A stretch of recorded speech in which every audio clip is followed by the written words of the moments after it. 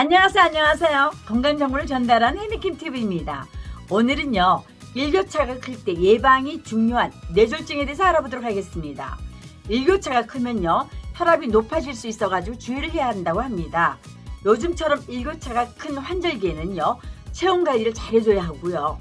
체온이 떨어지게 되면요, 교감신경계를 활성화시켜가지고 혈압이 높아지고요, 동맥수축을 자극해가지고요, 혈소판수라든지 혈액 점도, 혈액 응고 등을 증가시켜가지고 뇌졸중을 일으킬 수 있기 때문이라고 합니다.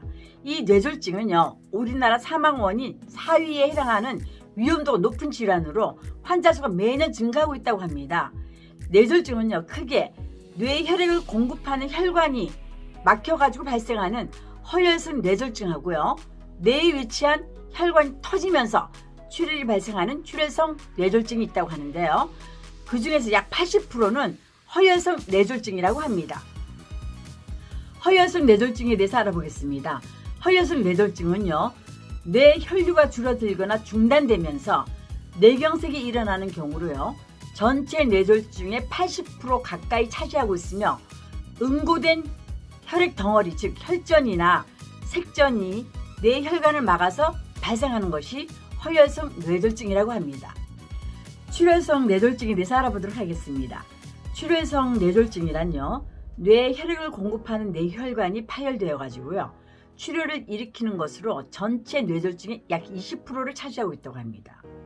고혈압 등으로 뇌혈관이 터지면서요, 뇌 안에 피가 고이는 것을 뇌내출혈이라 하고요, 뇌동맥류 등 혈관 파열로 뇌를 싸고 있는 이 주주막 아래에 피가 이렇게 고이는 것을 뇌주주막 하출혈이라고 한다고 하네요.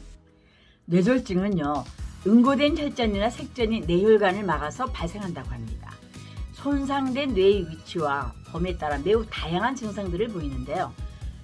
대표적인 조기 증상은요, 편측마비, 언어장애, 시각장애, 어지럼증, 그리고 심한 두통 등이라고 합니다.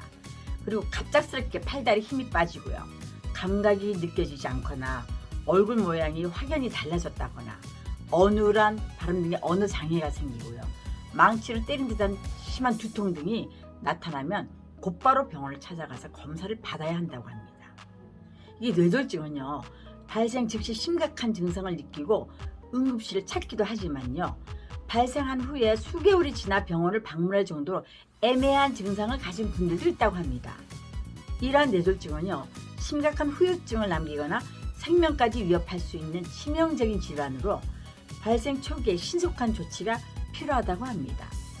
뇌졸중은요, 치명적인 질환으로 발생 초기 신속한 조치가 필요하다고 합니다. 우리 뇌졸중은요, 뇌졸중을 한번 괴사에 빠지면 어떤 치료에도 이전 상태로 되살아나지 않기 때문에 예방하는 것이 최선의 방책이라고 합니다. 특히 평소 흡연을 하거나 고혈압, 당뇨병, 고지혈증 등 심뇌혈관에 위험 질환이 있다면요, 뇌졸중의 발생 확률이 높다고 합니다. 그래서 더욱 철저하게 예방을 할 필요가 있다고 합니다. 뇌졸중의 예방은요, 정기적인 건강검진을 잘 하셔야 되고요, 생활습관 관리로 뇌졸중의 위험 인자를 줄이는 게 중요하다고 합니다.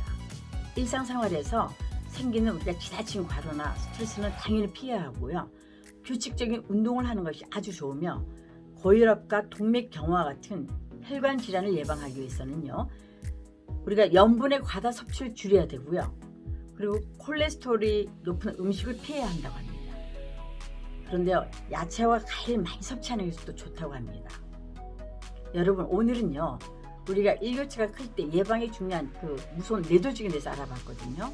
저도 공부하느라고 찾다가 또 이렇게 업로드하느라고 정말 뇌졸중에 대해서 정확하게 공부를 하게 됐습니다. 저도 열심히 건강검진 잘하고요, 그 다음에 생활습관 관리를 잘하도록 마음먹었습니다. 여러분은 어떠셨나요? 그리고요, 이 내용 중에 혹시 이견이 있다고 생각되시는 분들은 댓글을 달아주시면 즉시 반영하도록 하겠습니다. 오늘 내용이 마음에 드셨으면 구독, 좋아요 부탁드리겠습니다. 여러분 대단히 감사합니다.